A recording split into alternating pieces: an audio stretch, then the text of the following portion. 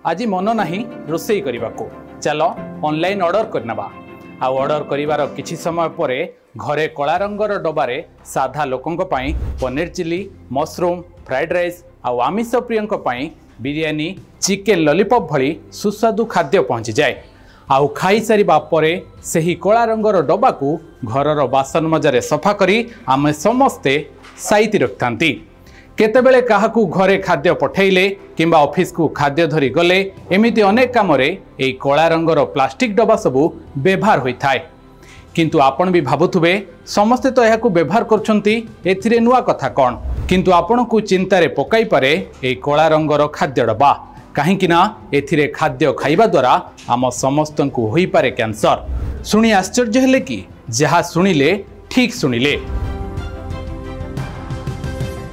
नमस्कार मु हिमांशु ओडिशा रिपोर्टर रो स्वतंत्र कार्यक्रम को आपन को स्वागत। कोमोस्फियर नामक एक साइंटिफिक जर्नल रे एहाकु ने एक रिपोर्ट सामना को आसीछि। ए गवेषणा रे 200 रु अधिक डबा को नहीं परीक्षा करा जायथिला। एथिरे 85% रु अधिक डबारे विषाक्त केमिकल थिबा जणा पड़िथिला जहा हम शरीर पई बेस क्षतिकारक एवं एहा कैंसर भली रोग को निमंत्रण करिथाय। तबे प्लास्टिक डबा गरम खाद्य रखिबा पई केते विपद केउ जगारे खाद्य सुरक्षित रही थाए एवं कैंसर जानिबा पई केउ सबु टेस्ट करिबा दरकार। आसंतु जानिबा एने कोन कहउचंती वरिष्ठ चिकित्सक ऑन्कोलॉजिस्ट तन्वी सूद को कहिबा अनुसार ए कला रंगर डबा आम स्वास्थ्य पई बेस क्षतिकारक। ए डबारे ब्रोमिंग नामक एक केमिकल रहुछि। एथिरे गरम खाद्य रखिले किंबा खाद्य को गरम कले ब्रोमिंग केमिकल खाद्य मिसी आम शरीर को जाई थाए।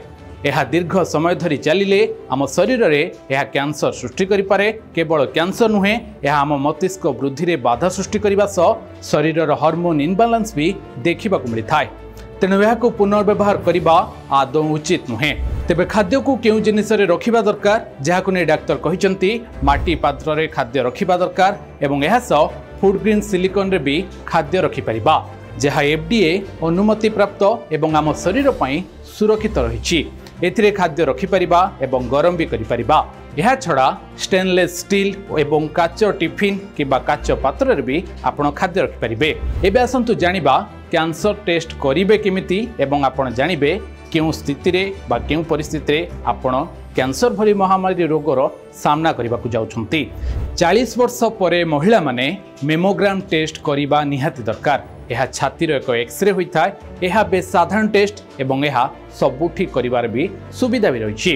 यह द्वारा महिला मानकर ब्रेस्ट कैंसर जना पड़ता है। वर्षकरे थरे करिबा द्वारा कैंसर रो प्रथम स्टेज रु आपण माने जानि परिबे।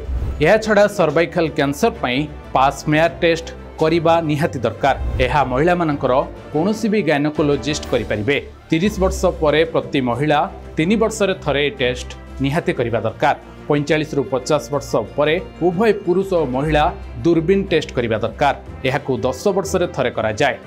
यह छड़ा प्रति 3 रु 5 वर्ष मध्यरे झाड़ा परीक्षा करि परिबे। यह द्वारा आसुथुबा ब्लड रो परीक्षा करा जाय थाय। प्रोस्टेट कैंसर पई PSA टेस्ट करा जाउछि। एहा आपण माने 55 वर्ष परे मध्य करि परिबे। तेबे आपण एथरु जानि पारुथुबे कला प्लास्टिक डबारे खाद्य नेबा एवं गरम करिबा आम पई केते क्षतिकारक। आज कार्यक्रम के रखुछु। नमस्कार।